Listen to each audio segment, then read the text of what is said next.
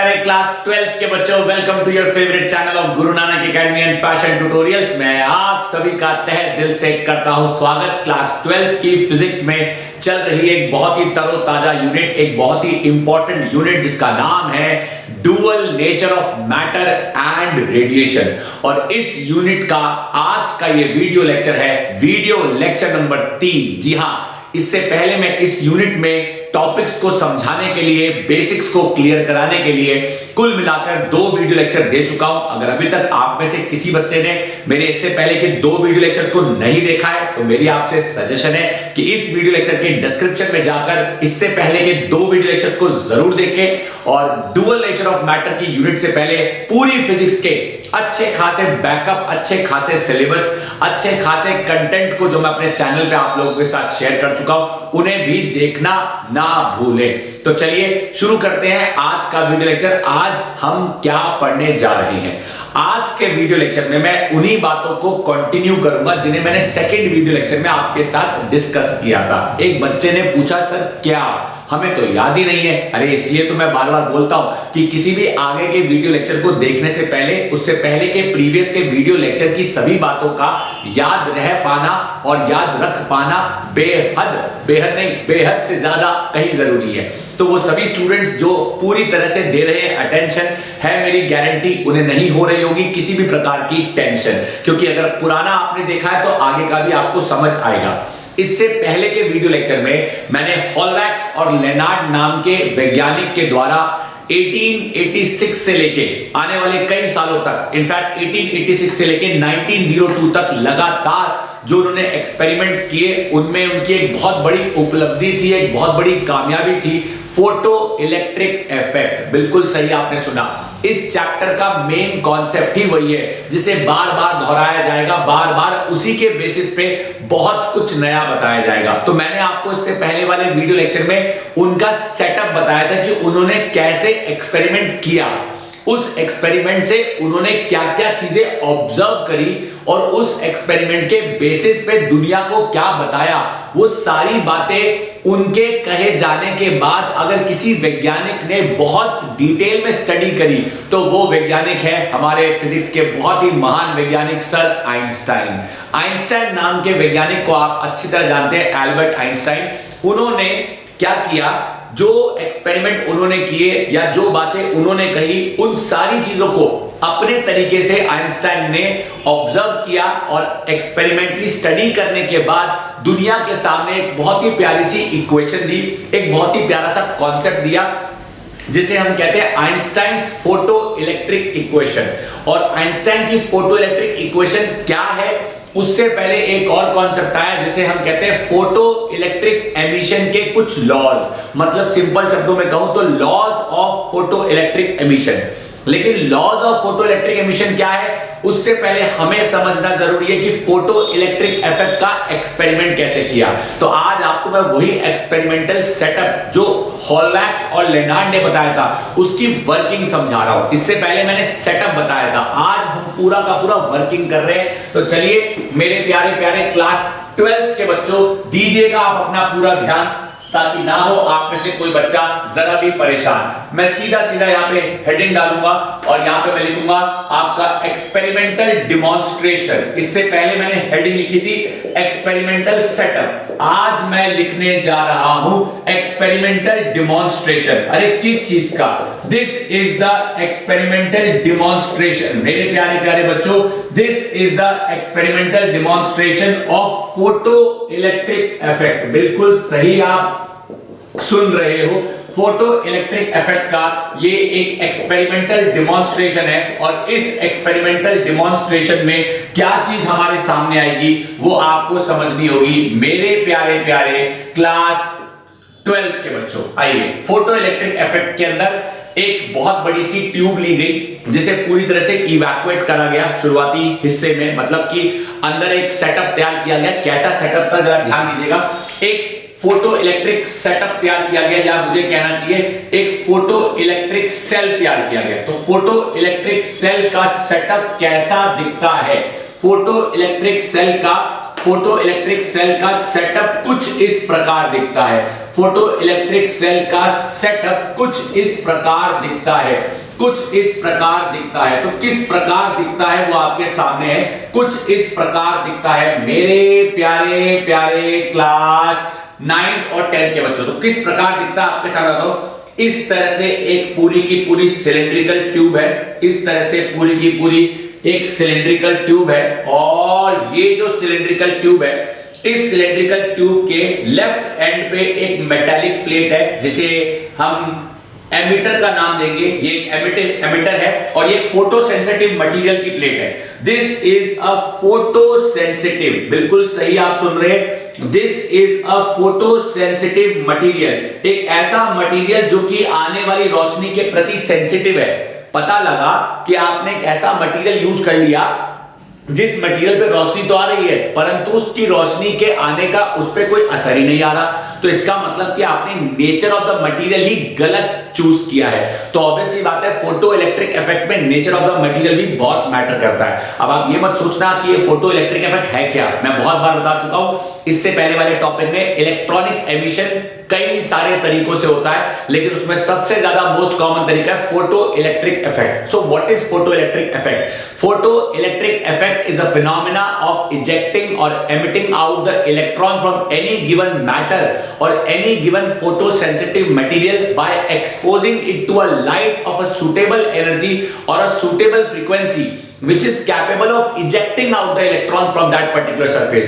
उस सरफेस में से इलेक्ट्रॉन्स को बाहर निकाल पाने में जो रोशनी कामयाब होती है, उस रोशनी की मदद से जब हम किसी मैटर या किसी मटेरियल में से इलेक्ट्रॉन बाहर निकाल पाते हैं तो उस फिनोमेना को हम कहते हैं फोटो इलेक्ट्रिक इफेक्ट। मेरे प्यारे प्यारे क्लास 12 के बच्चों, उसी चीज को करने के लिए ये एक फोटो सेंसिटिव प्लेट बनाई गई है। ये फोटो सेंसिटिव प्लेट को मैं नेगेटिव टर्मिनल से कनेक्ट करूंगा। तो सुनते जाइए कि डायग्राम कैसा बनेगा।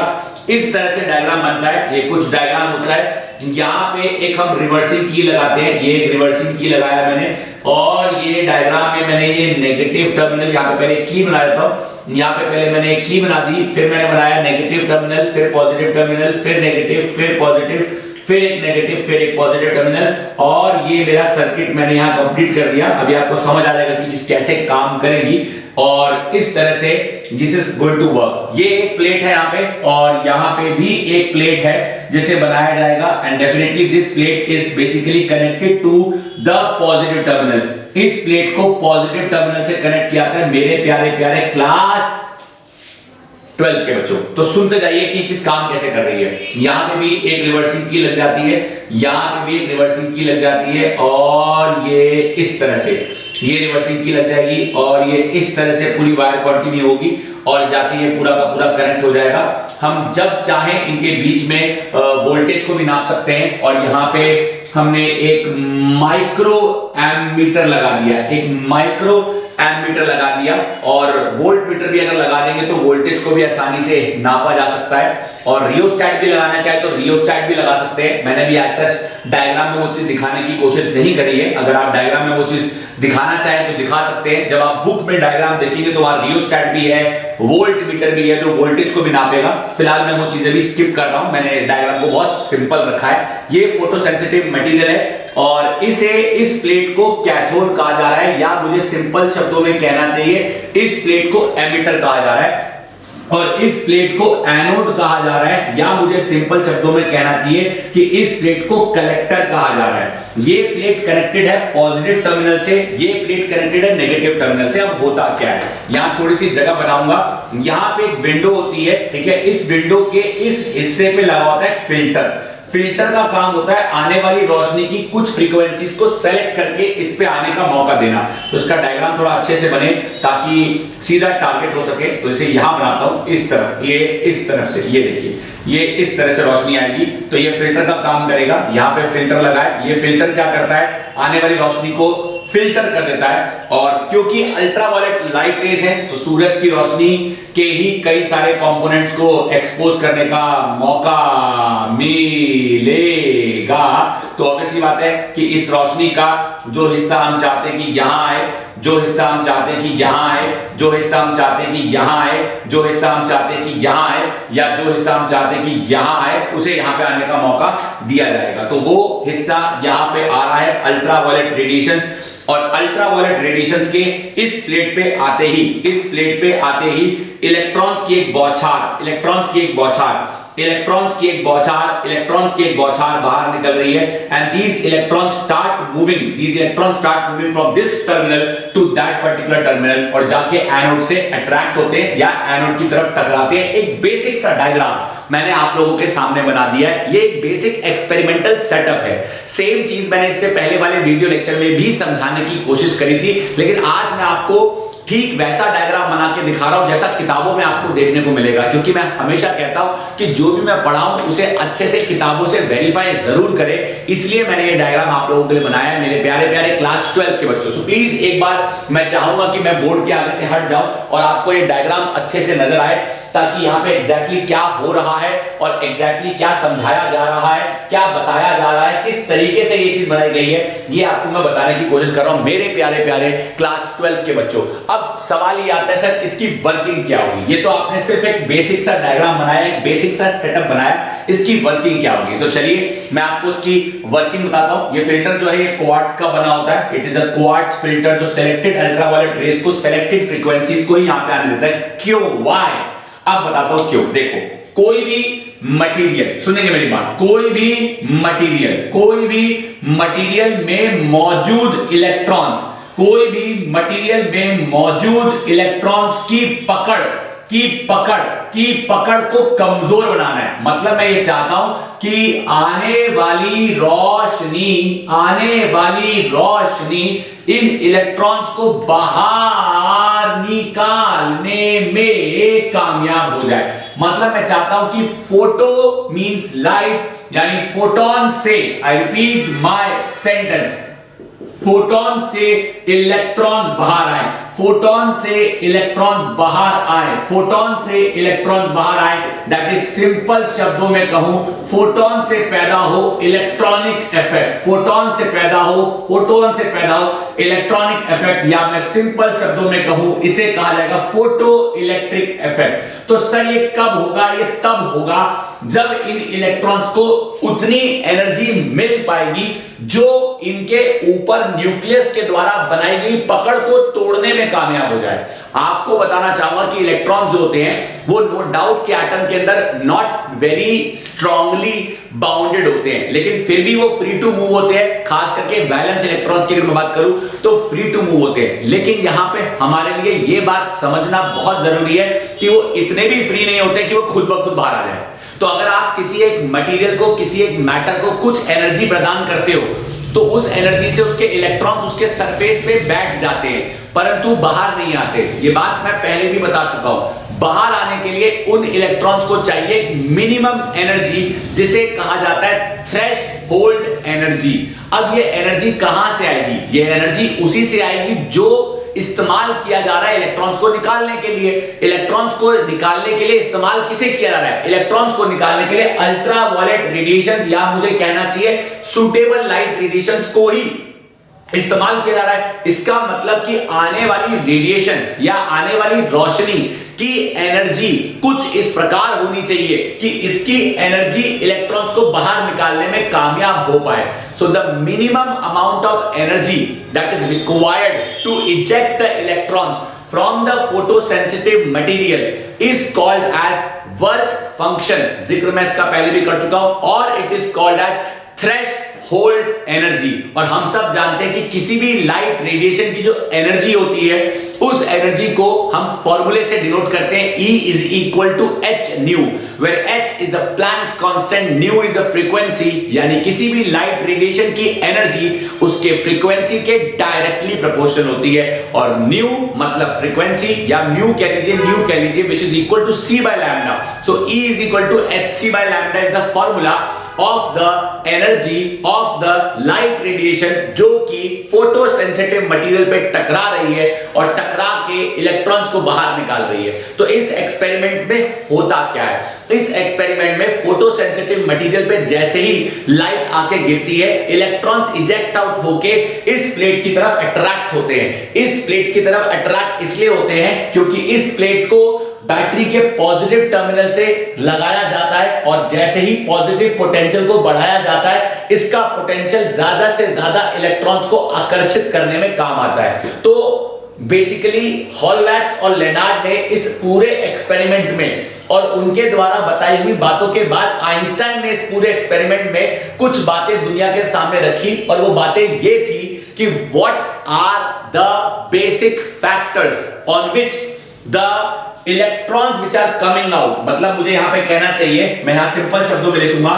फोटो इलेक्ट्रिक इफेक्ट में से, फोटो इलेक्ट्रिक इफेक्ट में से बाहर आने वाले इलेक्ट्रॉन्स, बाहर आने वाले इलेक्ट्रॉन्स टुगेदर, बाहर आने वाले electrons together constitute a current, constitute a current, constitute a current called as photo electric current. यानी सारे के सारे इलेक्ट्रॉन्स का जो मिलकर करंट बनता है या जो इलेक्ट्रॉन्स की बौछार से करंट पैदा होता है, उस करंट को नाम दिया जाता है फोटो इलेक्ट्रिक करंट। मैंने इफेक्ट लिख दिया पे, उसे कहा जाता है photo electric current. And the value of this current, I repeat my sentence, the value of this current depends, the value of this current depends upon certain factors, depends upon certain factors, depends upon certain factors। Sir मतलब आप कहना क्या चाहते हो? बहुत simple शब्दों में अगर मैं आपको बताऊं कि जो ये फोटो इलेक्ट्रिक करंट है ये एक्सटर्नल सर्किट में फ्लो करता है और एक्सटर्नल सर्किट में जब फ्लो करता है तो उसकी इंटेंसिटी या उसकी ताकत का अनुमान माइक्रो एम्पेयर की मदद से या माइक्रो एम्मीटर की मदद से लगाया जा सकता है। So whatever electrons are ejected from this particular get wasted rather utilized in doing some amount of work done, या उन इलेक्ट्रॉन्स को एक्सटर्नल सर्किट में फ्लो कराने का मौका दिया जाता है। अब क्वेश्चन ये आता है कि सर आपने कहा कि जो ये फोटो इलेक्ट्रिक इफेक्ट हो रहा है या ये जो इलेक्ट्रॉन बाहर निकल रहे हैं, ये प्रोसेस के होने के पीछे कुछ फैक्टर्स हैं जो रिस्पॉन्सिबल हैं। यानी फोटो इलेक्ट्रिक करंट का मैग्नीट्यूड या फोटो इलेक्ट्रिक करंट की वैल्यू, या मुझे कहना चाहिए कि फोटो इलेक्ट्रिक इफेक्ट पूरा का पूरा कुछ फैक्टर्स पे डिपेंड करता है। What are the factors?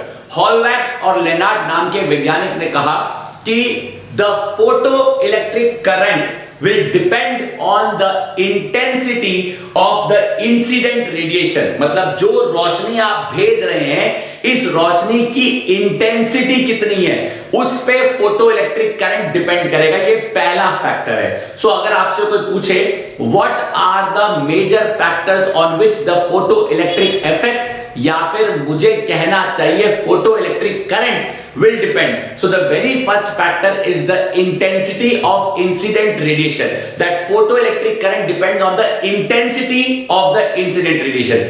The second factor, the photoelectric current also depends on the frequency of the incident radiation. यानी आने वाली रोशनी की इंटेंसिटी के साथ साथ उसकी फ्रीक्वेंसी भी मैटर करेगी।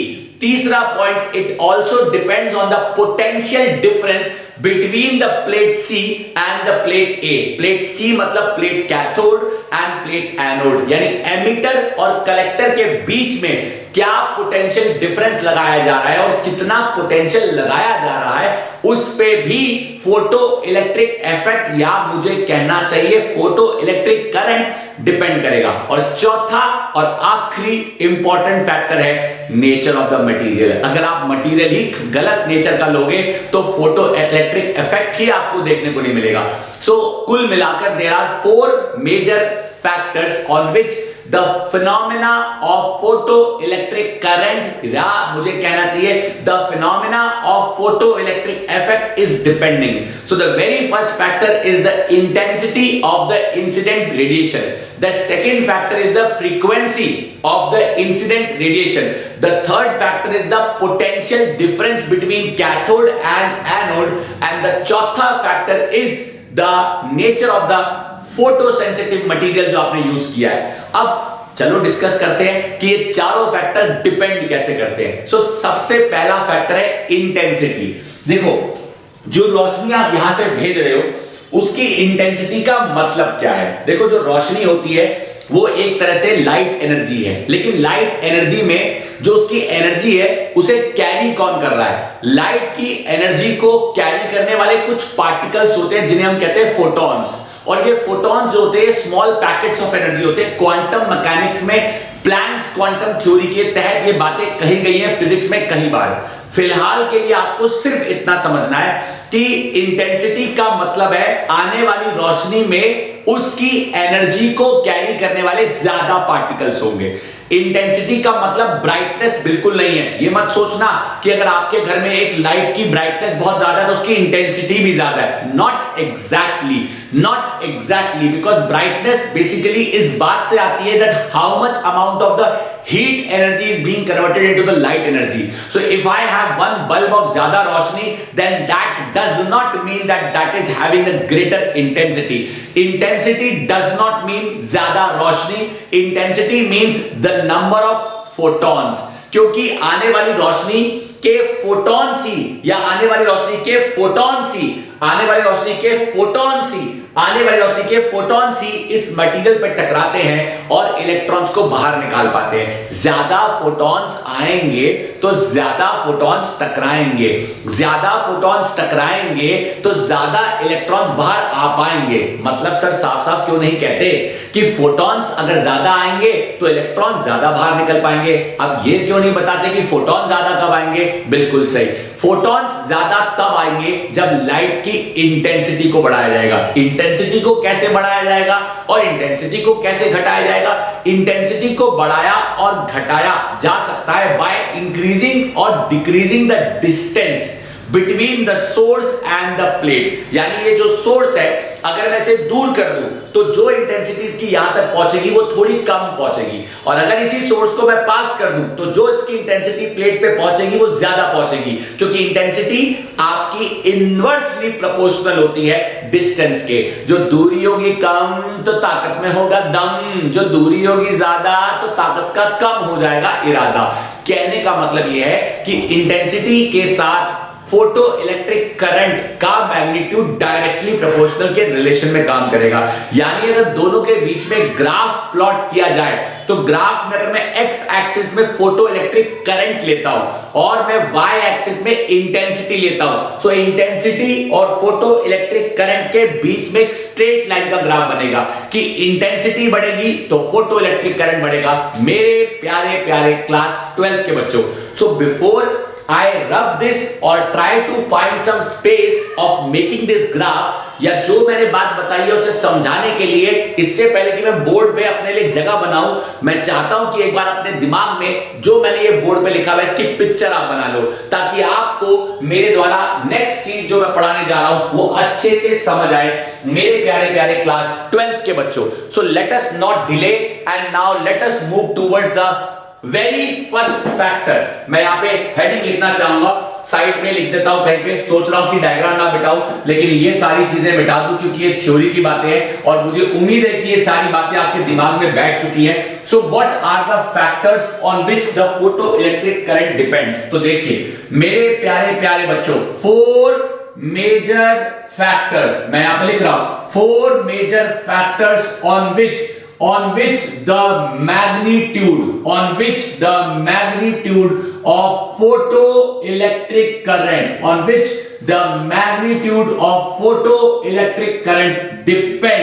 depends are as follows।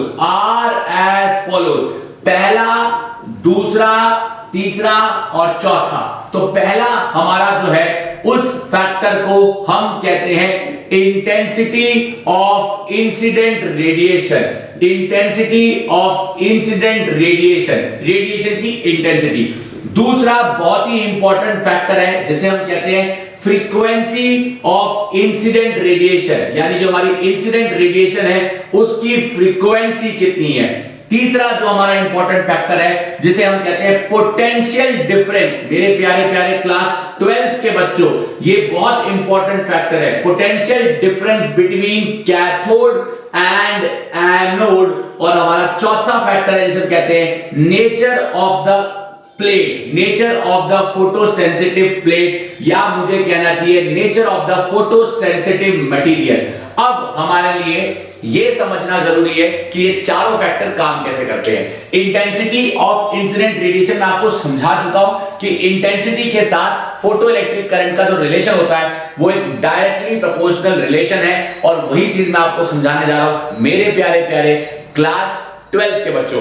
तो इंटेंसिटी के साथ जब आप ग्राफ प्लॉट करेंगे तो इंटेंसिटी और फोटो इलेक्ट्रिक करंट में, मेरी बात बहुत ध्यान से सुनेंगे, इंटेंसिटी और फोटो इलेक्ट्रिक करंट में जब ग्राफ प्लॉट होगा तो एक स्ट्रेट लाइन ग्राफ बनेगा। देखिए मैं चाहूंगा कि एक बार आपकी इस पे नजर डाले ताकि आपको पता चले कि ये ग्राफ कैसे बन रहा है। तो इस ग्राफ में एक्स एक्सिस पे हम इंटेंसिटी को प्लॉट करते हैं और वाई एक्सिस में हम फोटो इलेक्ट्रिक करंट को प्लॉट करते हैं। जब यहां पे मैं फोटो इलेक्ट्रिक करंट और इंटेंसिटी प्लॉट करूंगा तो साफ पता चल रहा है कि इंटेंसिटी जैसे जैसे बढ़ेगी वैसे वैसे फोटो इलेक्ट्रिक करंट बढ़ेगा। सिंपल सा मतलब है ना, मैं बता चुका हूं कि फोटो इलेक्ट्रिक करंट मतलब ज्यादा इलेक्ट्रॉन्स, और ज्यादा इलेक्ट्रॉन मतलब कि उन्हें निकालने वाले भी ज्यादा। निकालने वाले कौन? फोटॉन्स। और फोटॉन्स कब ज्यादा आएंगे? फोटॉन्स तब ज्यादा आएंगे जब जिस लाइट को हम इस फोटो सेंसिटिव प्लेट पे टकराने का मौका दे रहे हैं उस लाइट की इंटेंसिटी ज्यादा होगी। ये ठीक वैसी सिचुएशन है कि मान लो क्लास में 20 बच्चे बैठे, हर एक बच्चे को एक बच्चा उठाएगा, तो अगर उठाने वाले 5 आएंगे तो उठेंगे भी 5, लेकिन उठाने वाले अगर 20 आएंगे तो उठेंगे भी 20। तो सिंपल सा फंडा है, the intensity increases then it results in the increase of the number of photons. If intensity will increase, the number of photons will increase. If the number of photons will increase, means more number of photons will strike the photosensitive material. More number of photons will strike means more number of electrons will be ejected. More number of electrons will be ejected means ज्यादा से ज्यादा electrons को anode पे आने का मौका मिलेगा, और एनोड पे आकर ज्यादा इलेक्ट्रॉन्स टकराएंगे तो मतलब इलेक्ट्रॉन ज्यादा, तो उनके द्वारा कॉन्स्टिट्यूट किए जाने वाला इलेक्ट्रॉनिक करंट ज्यादा। बात समझ आई?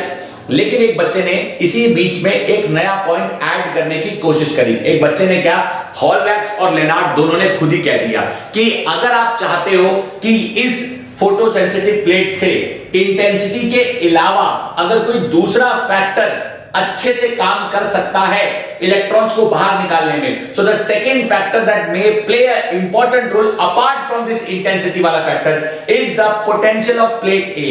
प्लेट ए का पोटेंशियल पॉजिटिव है। अगर प्लेट ए के पोटेंशियल को ज्यादा से ज्यादा पॉजिटिव रखा जाएगा तो उस प्लेट के द्वारा ज्यादा से ज्यादा इलेक्ट्रॉन्स को आकर्षित किया जाएगा। प्लेट ए का पोटेंशियल पॉजिटिव होगा जितना ज्यादा, प्लेट सी से इलेक्ट्रॉन भी अट्रैक्ट होगा उतना ज्यादा।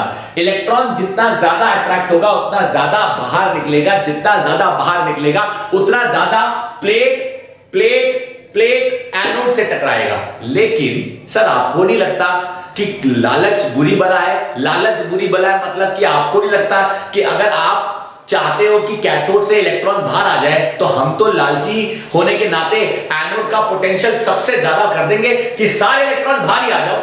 लेकिन एक्चुअली में होता क्या है? ऑब्वियस सी बात है कि लालच के चलते, या हम ये चाहेंगे कि जब अट्रैक्शन का ही कानून अपनाना है तो अट्रैक्शन मैक्सिमम कर दो ताकि सारे इलेक्ट्रॉन्स आ जाए। आपको बता दूं कि उसकी भी एक सीमा है यार, क्लास में जितने बच्चे बैठे होंगे उतने ही तो बाहर निकालोगे। चाहे उठाने वाले आप 100 ले आओ, जब बैठेंगे 50 तो उठेंगे भी 50। मेरी बात समझ आई भाई? 100 बच्चे ले आओ बाहर से और उनको बोलो कि एक एक बच्चा उठा के बाहर लाना है। जिस क्लासरूम में वो आए उसमें बैठे ही 50 थे, तो 100 बच्चे लाकर फायदा क्या जब 50 ही बैठे हैं। ठीक उसी प्रकार एनोड का पोटेंशियल बहुत ज्यादा पॉजिटिव करके भी ऐसा कोई फायदा नहीं, क्योंकि जब आप इसका पोटेंशियल पॉजिटिव करोगे तो उसके पोटेंशियल को पॉजिटिव करने से जब यहां से इलेक्ट्रॉन निकलेंगे तो उनकी एक सीमा है कि भैया जितने निकल सकते थे उतने निकल गए। तो मैक्सिमम से मैक्सिमम नंबर ऑफ इलेक्ट्रॉन जब निकल जाते हैं तो उसके बाद कोई और इलेक्ट्रॉन्स के निकलने की संभावना नहीं बचती, और जब मैक्सिमम से मैक्सिमम इलेक्ट्रॉन निकल जाते हैं तो उन मैक्सिमम नंबर ऑफ इलेक्ट्रॉन्स के द्वारा कॉन्स्टिट्यूट किया गया current is called as saturation current. Saturation current क्यों कह रहे हैं? क्योंकि वो करंट अब बढ़ने नहीं वाला, उस करंट के पीछे जिम्मेदार इलेक्ट्रॉन्स की गिनती अब अपनी मैक्सिमम लिमिट पे पहुंच चुकी है। ये पॉइंट बहुत इंपॉर्टेंट है, इसलिए आपको इस पॉइंट को अपने दिमाग में बिठाना होगा कि आपके कैथोड से निकलने वाले इलेक्ट्रॉन्स के कारण आने वाला जो करंट है वो मैक्सिमम लिमिट पे पहुंच चुका है, अपनी मैक्सिमम एनर्जी पे पहुंच चुका है। इसका मतलब कि जितनी ताकत हम झोंक सकते थे उस इलेक्ट्रॉन को बाहर निकालने के लिए दो चीजों की मदद से, एक पहली मदद इंटेंसिटी का फायदा उठाया, दूसरी मदद हमने एनोड के पॉजिटिव पोटेंशियल का फायदा उठाया। ये दोनों ताकतों का फायदा उठाकर जब इलेक्ट्रॉन्स को बाहर निकालने की कोशिश की गई तो जो इलेक्ट्रॉन बाहर निकलते हैं उसकी एनर्जी मैक्सिमम होती है और उनके द्वारा आने वाला जो करंट होता है वो मैक्सिमम सैचुरेशन करंट होता है। अब आपको क्या लगता है, अगर इतनी मैक्सिमम एनर्जी से कोई करंट आ रहा है तो क्या आप उसे आसानी से रोक सकते हो? अगर इतनी मैक्सिमम एनर्जी से कोई इलेक्ट्रॉन बाहर आ रहा है तो क्या आप उसे आसानी से रोक सकते हो? एक बच्चे ने कहा हाँ सर। अगर अट्रैक्शन किसी चीज को खींच सकती है तो रिपल्शन किसी चीज को रोक भी सकता है। पॉइंट तो अच्छा है, अगर अट्रैक्शन किसी चीज को खींच सकती है तो रिपल्शन किसी चीज को रोक भी सकता है। तो अट्रैक्शन और रिपल्शन का ही बेसिक कानून यहां लगाया जाता है और वो बेसिक कानून क्या है आप सुनो ध्यान से। वो बेसिक कानून बहुत सिंपल है, वो ये कहता है कि अगर इस एनोड के पोटेंशियल को, ये जो की होती है, ये जो की मैंने यहां पे बनाई है इसे रिवर्सिंग की कहते हैं, इसे रिवर्सिंग की कहते हैं। रिवर्सिंग की क्या करती है? रिवर्सिंग की उनके पोटेंशियल को रिवर्स कर देती है। अगर इस एनोड के पोटेंशियल को पॉजिटिव की बजाय नेगेटिव कर दिया जाए, हां सही सुन रहे हो, अगर इस एनोड के पोटेंशियल को पॉजिटिव की बजाय नेगेटिव कर दिया जाए, यानी कि अगर इसे रिवर्स कर दिया जाए तो इसके पोटेंशियल को रिवर्स करते ही जो आने वाले इलेक्ट्रॉन्स हैं उन्हें अट्रैक्शन की बजाय रिपल्शन मिलने लगेगा। और ऑब्वियस सी बात है कि ये पोटेंशियल पॉजिटिव नहीं होगा, ये पोटेंशियल नेगेटिव होगा। तो मेरी बात जो मैं बोलने जा रहा हूं बहुत ध्यान से सुनना।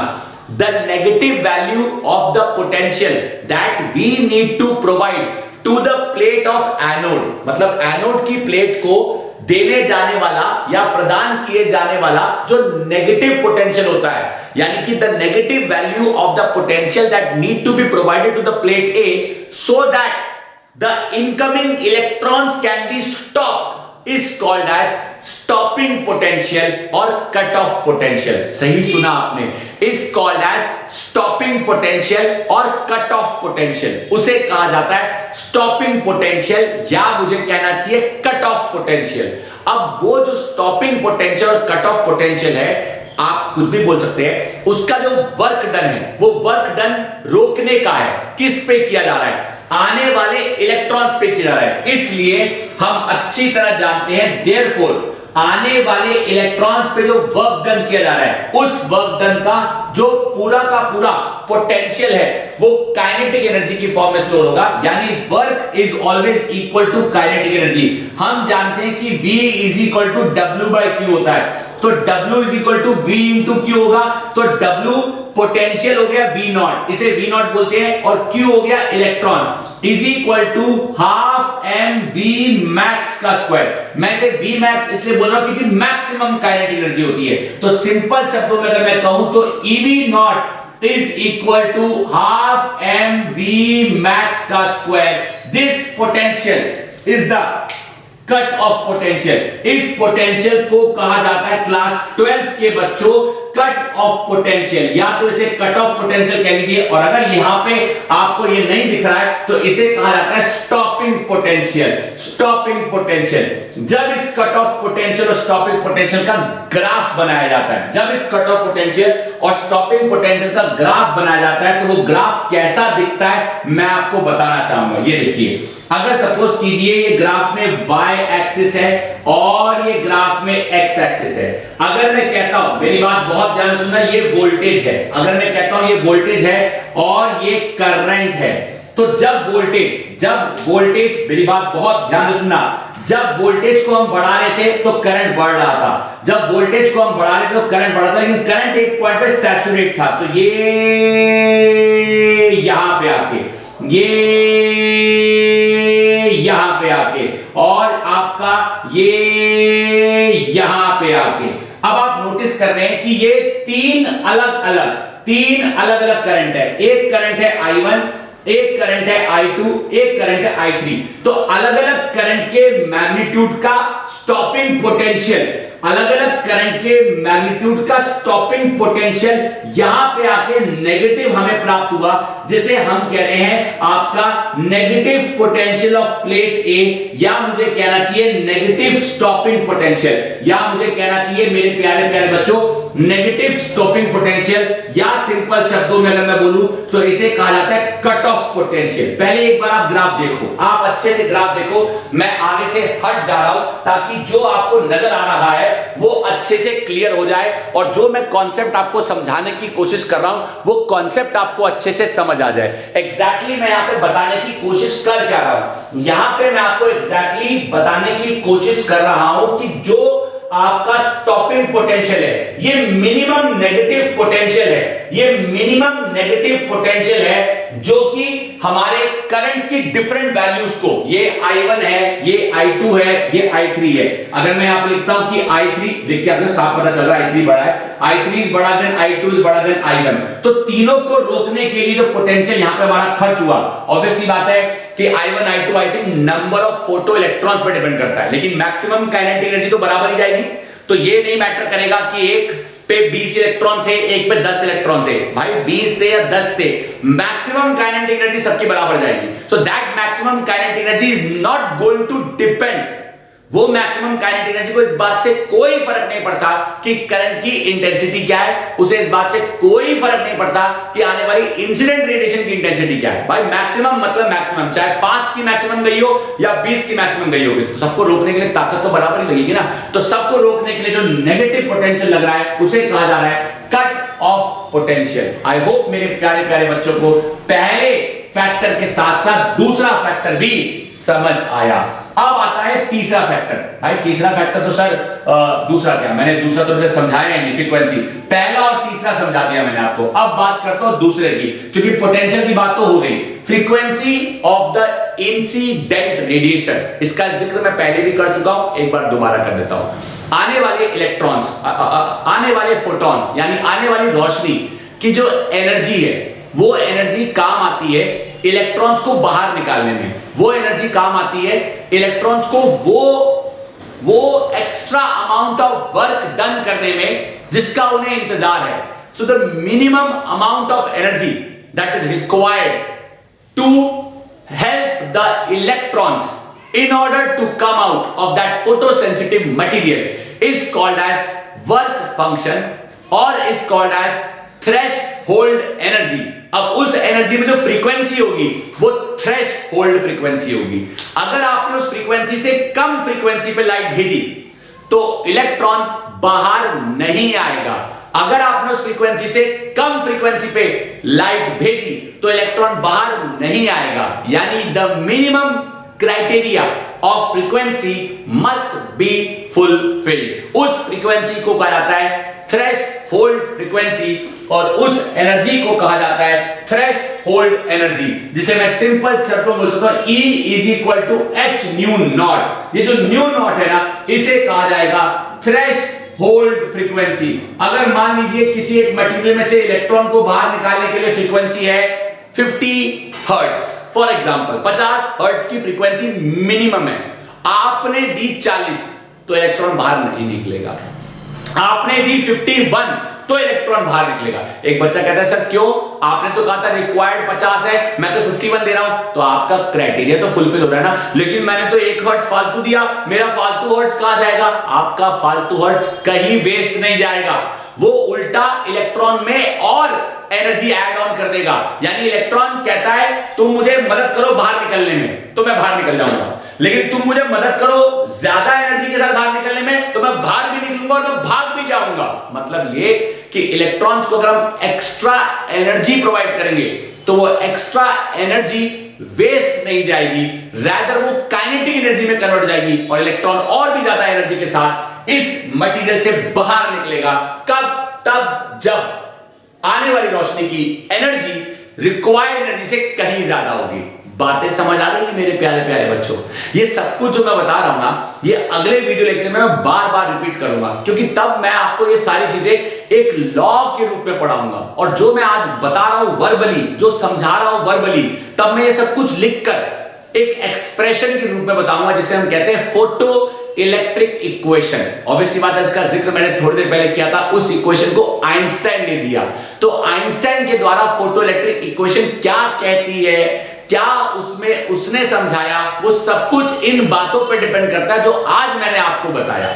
और अब जो हमारा अगला फैक्टर है वो सबसे सिंपल है। नेक्स्ट फैक्टर जो कि है nature of the photo sensitive material. Obviously बात है कि मटेरियल का फोटो सेंसिटिव होना जरूरी है। अगर मटेरियल ही फोटो सेंसिटिव नहीं होगा तो इलेक्ट्रॉन क्या खाद निकालोगे? तो डिपेंड करता है कि मटेरियल कितना फोटो सेंसिटिव है। Caesium, sodium, potassium, these are some materials which can even eject out electrons when exposed to visible light. However, other some materials like magnesium, ऐसे कुछ materials हैं जो बेसिकली अल्ट्रावायलेट रेडिएशन भेजे जाने पर ही, zinc हो गया और भी कई सारे जो अल्ट्रावायलेट रेडिएशन भेजे जाने पर ही इलेक्ट्रॉन्स को इजेक्ट आउट करते हैं। आप किताब में और भी एग्जांपल्स पढ़ सकते हैं। मैंने बहुत बेसिक ज्ञान आप लोगों के साथ शेयर किया है। सो मेरे प्यारे प्यारे क्लास 12 के बच्चों, आज मैंने आपको फोटो इलेक्ट्रिक इफेक्ट या फिर कह लीजिए फोटो इलेक्ट्रिक सेल के पूरे एक्सपेरिमेंटल सेटअप की एक बेसिक वर्किंग का आइडिया आप लोगों को दिया है और पूरा कॉन्सेप्ट आपको अच्छे से समझाया है। मुझे उम्मीद कि आप सबको समझ आया है। बस आपको कराऊंगा एक और बार थोड़ा सा इंतजार, क्योंकि लौट के आऊंगा मैं फिर से एक और बार डुअल नेचर ऑफ मैटर का अगला वीडियो लेक्चर लेके, जिसमें मैं बात करूंगा laws of photo electric emission, या मुझे कहना चाहिए आइंस्टाइन के द्वारा दी गई फोटो इलेक्ट्रिक इक्वेशन, जो आज की बातों पे बेस्ड है। इसलिए आज की बातों को लंबे समय तक अपने दिमाग में बिठा के रखिएगा, भूलिएगा मत। और उससे भी ज्यादा इंपॉर्टेंट, अगर अभी तक आप में से किसी ने चैनल ही सब्सक्राइब नहीं किया है या मेरे वीडियोस को अपने दोस्तों के साथ शेयर नहीं किया है, तो वो भी प्लीज करना ना भूले। वंस अगेन थैंक यू प्यारे प्यारे क्लास 12 के बच्चों, थैंक यू।